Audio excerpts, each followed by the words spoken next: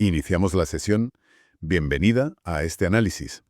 Hoy nos sumergimos en un texto que es fascinante, el capítulo final de la segunda epístola a los tesalonicenses. Y lo que lo hace tan interesante es la tensión que contiene. Por un lado, tenemos una teología altísima sobre la fidelidad de Dios y el avance de su palabra, pero por otro, aterriza de golpe en un problema muy terrenal. Vamos, gente que no trabaja y se dedica a enredar. Totalmente. Es un contraste brutal y yo creo deliberado. La fuente que manejamos es un comentario muy detallado que nos va a permitir explorar justo esa tensión. Veremos cómo Pablo, el autor, teje juntas la oración, la confianza en Dios y, unas instrucciones increíblemente directas sobre la disciplina y la ética del trabajo. Es como pasar de la estratosfera a la oficina en un par de frases, vaya. Tal cual. Pues esa es la misión, desentrañar cómo se conectan esos dos mundos. Vamos a seguir la estructura que propone la fuente, que divide el capítulo en 4 partes muy claras. Empecemos por el principio. ¿Qué es una petición de oración? Exacto. Pablo empieza pidiendo a los tesalonicenses que recen, pero, y aquí viene el primer detalle interesante, no pide por él en primer lugar. Cierto. La primera parte de su petición, en el versículo 1, es para que la palabra del Señor corra y sea glorificada. Corra. Me llama mucho la atención esa palabra. No dice se extienda o se comparta, dice corra. Suena a velocidad, a urgencia. Y esa es exactamente la idea. La fuente nos explica que la imagen es muy potente, no es una metáfora casual. Correr evoca una expansión geográfica imparable y rápida del mensaje del Evangelio.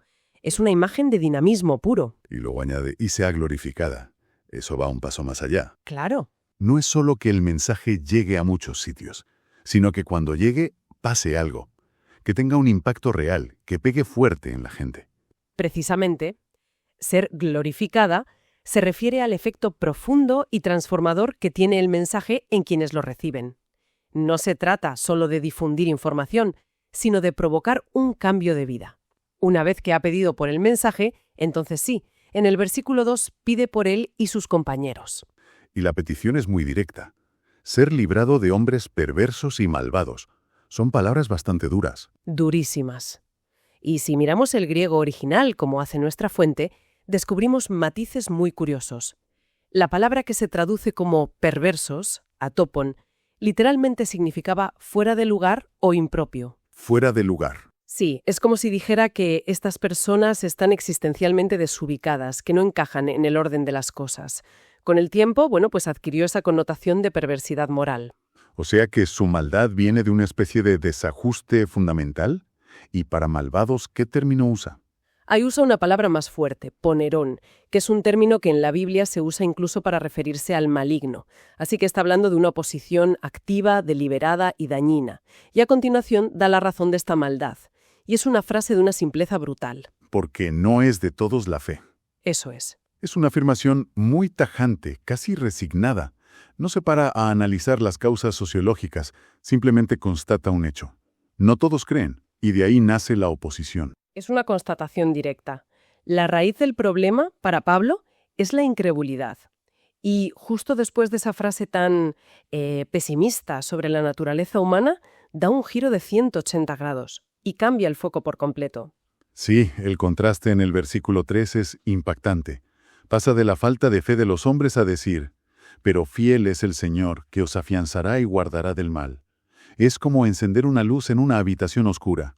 Es un contraste buscado para generar un efecto, y las palabras que elige son clave.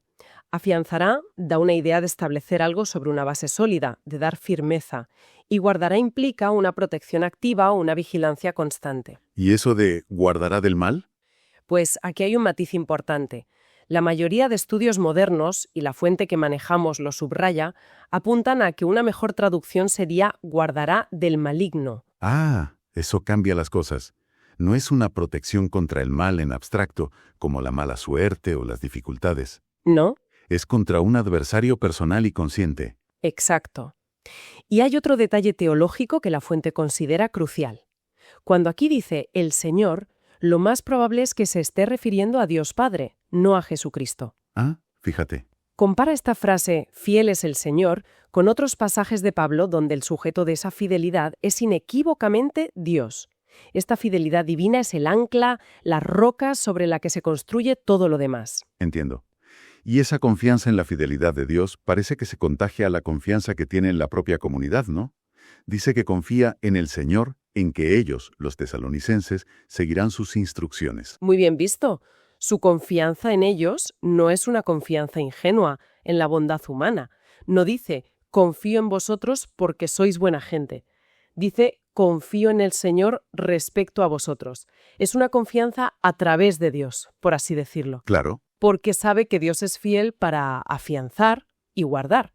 Puede tener la seguridad de que ellos responderán. Es una confianza con un fundamento teológico.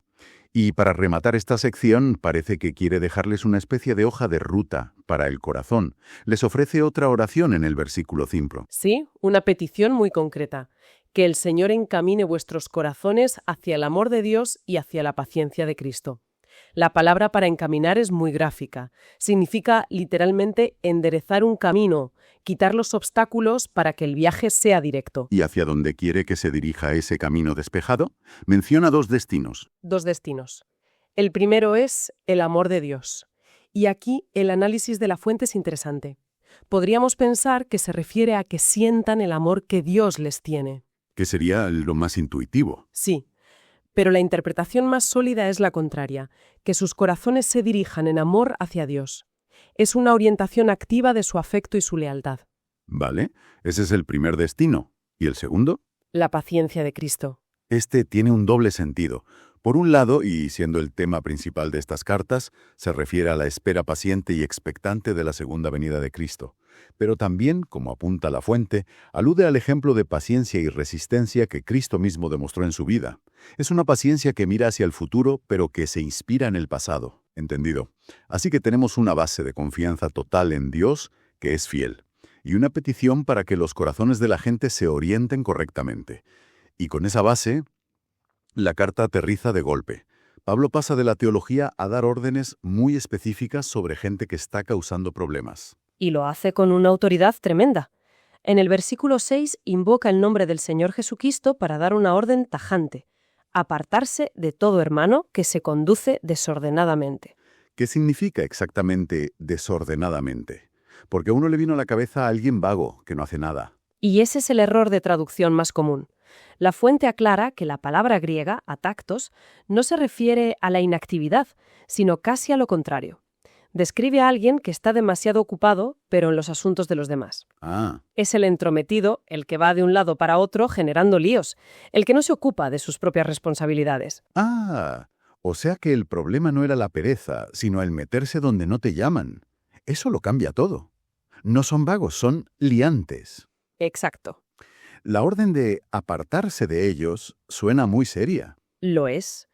Equivale a cortar la comunión con ellos, a no participar de su estilo de vida ni validarlo.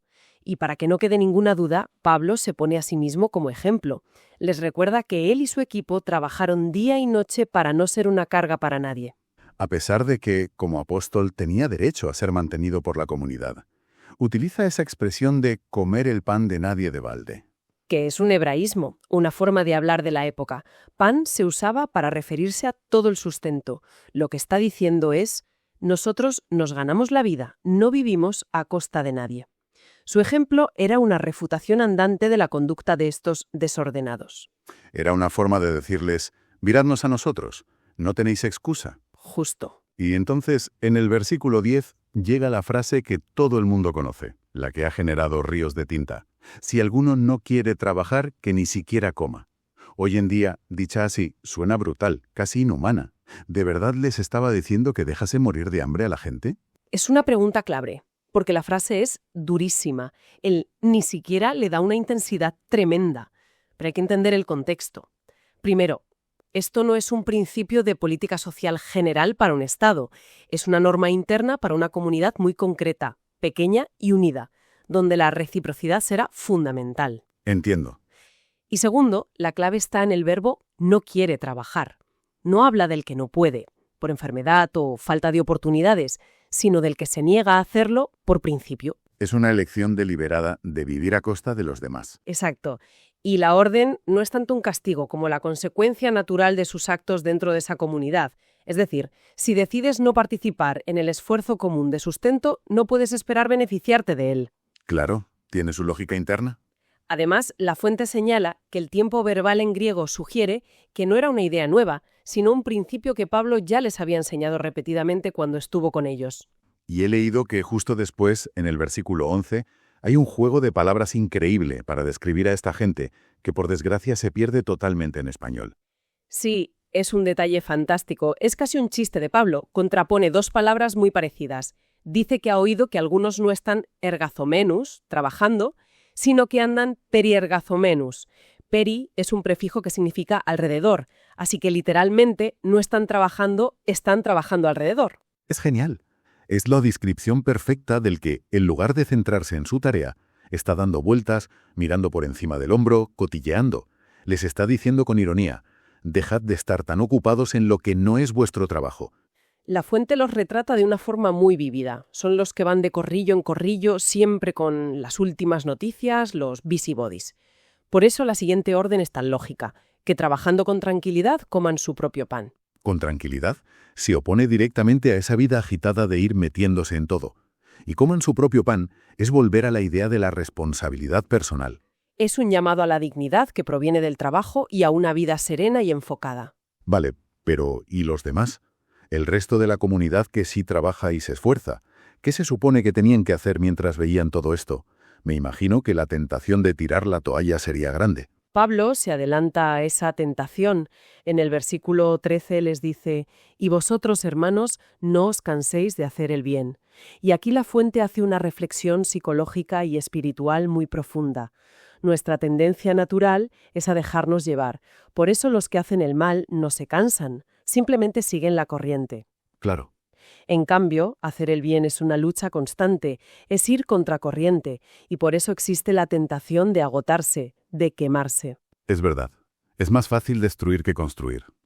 Y me gusta esa expresión, hacer el bien. Que en griego es una sola palabra, kalopouiontes, y no significa solo hacer cosas buenas, sino hacer lo que es excelente, lo que es notable y ejemplar para los demás.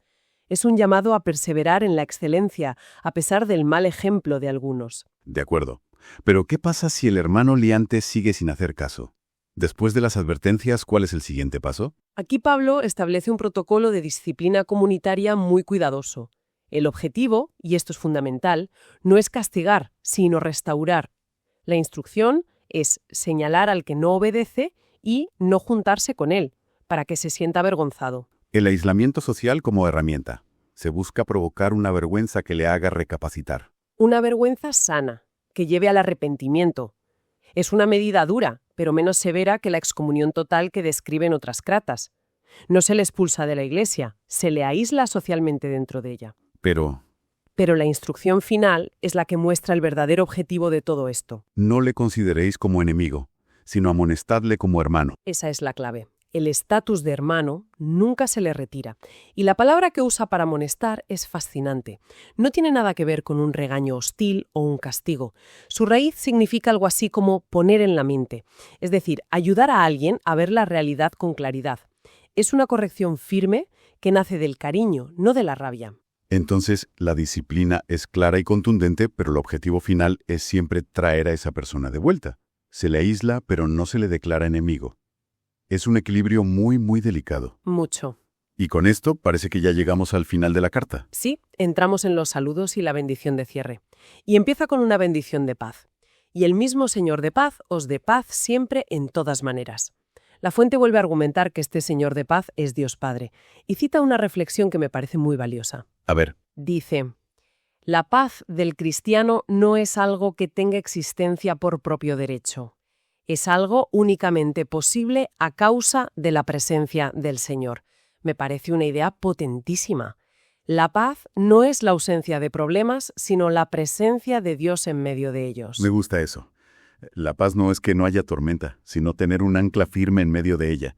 Y es bonito que al final diga, con todos vosotros, incluyendo, se supone, a esos hermanos desordenados. Busca siempre la inclusión final. Y justo después de esta bendición hay una nota casi de notario, ¿no? Como para autentificar el documento. Cierto, en el versículo 17. Escribe: yo, Pablo, os escribo este saludo de mi propia mano. Esta es la señal en toda carta mía, así escribo. Como era habitual en la época, él dictaba sus cartas a un escriba profesional, un amanuense, y segundo, que al final cogía la pluma y añadía un saludo de su puño y letra. Como una firma de seguridad. Era su marca de autenticidad para evitar falsificaciones. En una época sin sellos ni certificados, esta era su manera de decir: esta carta es genuina, es mía. Es fascinante pensar en la logística de escribir cartas en esa época y la necesidad de protegerse de las fake news del siglo I. Totalmente. Y ya para terminar, la bendición final, que es un clásico en sus cartas. La gracia de nuestro Señor Jesucristo sea con todos vosotros. Es su sello teológico, su tema central, la gracia. Y como dato curioso, nuestra fuente apunta que el amén, que aparece en muchas de nuestras Biblias, al final no está en los manuscritos más antiguos y fiables. Ah, mira. Probablemente fue una adición posterior de los copistas para el uso de la carta en las reuniones de la Iglesia. Qué interesante. Entonces, haciendo balance de todo este análisis, volvemos a esa tensión del principio. Es una carta que empieza mirando al cielo, pidiendo que el mensaje de Dios corra por el mundo, y termina con los pies firmemente en la tierra, diciéndole a la gente que se ponga a trabajar y deje de cotillar. Exacto. Entrelaza de una forma magistral la teología más profunda, la fidelidad de Dios como el único ancla seguro de nuestra confianza, con directrices increíblemente prácticas sobre la convivencia, la responsabilidad personal y la ética del trabajo. Nos muestra que para la fe cristiana primitiva, lo espiritual y lo material no eran mundos separados. Y nos deja con una reflexión final muy potente, me parece a mí. Sin duda. Todo el texto nos guía a través de las instrucciones para una comunidad de hace casi 2000 años. Pero ese mandato de no os canséis de hacer el bien, de hacer lo que es excelente y notorio, plantea una pregunta totalmente actual. En un mundo donde el cinismo es fácil y el comportamiento negativo a menudo capta toda la atención, ¿qué significa realmente persistir en hacer lo correcto? Y, llevando la pregunta un paso más allá, ¿cómo puede cualquier comunidad, sea de la época que sea, encontrar ese equilibrio tan difícil entre la necesidad de disciplina y el amor que siempre busca restaurar? ¿Cómo nos aseguramos de que la corrección necesaria nunca apague el mandato final de tratar al otro, incluso al que falla, como a un hermano?